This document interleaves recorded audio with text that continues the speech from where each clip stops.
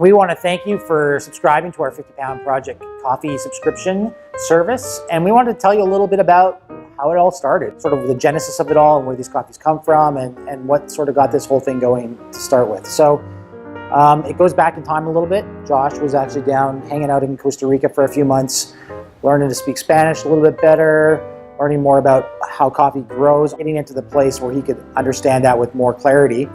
And while you were there, Francisco, our friend, came up with this idea. So talk to us a little bit about it. I got to go down and be a part of it, which was really great.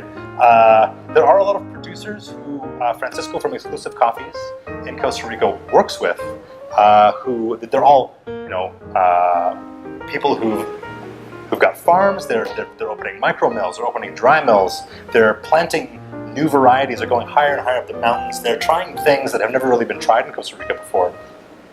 And it's all very nascent, like very brand new. And there's not yet a market for these coffees. Like they're not being produced in quantities, because if you want to go to the Cup of Excellence or something like that, you have to be able to produce like 5-10 bags of this stuff. Right, and a bag is 150 pounds of coffee, right? Yeah, not a little bag, but they're not producing enough of that yet. Yeah. And also, because of the experimental nature of the small volumes, they would require some pretty high prices to be paid. Yeah. Just to have that return on investment. So we thought, well, how are we going to get, whenever we cup coffees like this, we're like, oh my God, this is amazing. This is delicious. How do we buy this? And they're like, oh, we only have 50 pounds, we can't sell it. It's like, no, we can totally sell this coffee. And so the 50 Pound Project was about the size of the lots that are typical. Right now, you get one bag that's 50 pounds. And we went around Costa Rica talking to a lot of the farmers who are growing these interesting varieties, trying new processes, trying new things. And we really wanted to get a sense of why they were doing what they were doing, what they had a plan for the year. And then when we took all that information, cataloged it, we brought the coffees back to the lab, cupped them, and if they were of a really high quality, if I cupped them and I scored them 88 points or higher, I considered that to be an exceptional coffee. 88 points is an incredible score. I don't often score anything higher than that. And we wanted to be able to bring back as many of these coffees as we could, because I've been working on this project for a while. So we decided that the best way to do it would be a 12-month subscription. Yeah, we actually sort of had this idea as we're driving around Costa Rica this spring. In February, we took a small team down. We were in a van driving back and forth from San Jose out to the West Valley. We love Costa Rica at Transcend. I think it's a love affair that started early on with me. A funny story, when I first started in coffee, my first trip to origin was Panama. Actually, I ended up going down to Panama to judge the best of Panama in, I think, 2008 or 9, I can't remember what year it was. And I met Francisco. And my first conversation with Francisco was to tell him how much I hated Costa Rican coffee, which sounds a little... You eat those words.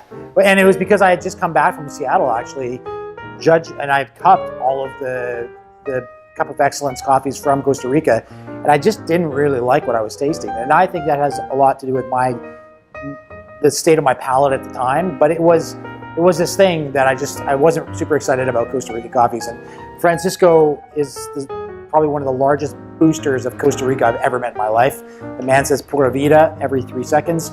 And he just encouraged me to come back down and visit Costa Rica. And as I did that and began to discover the amazing coffees that come out of that country, we became super dedicated to Costa. And for a while there, if you were a Transcend customer, that's all you got to drink was Costa Rica coffee, because that's all we bought.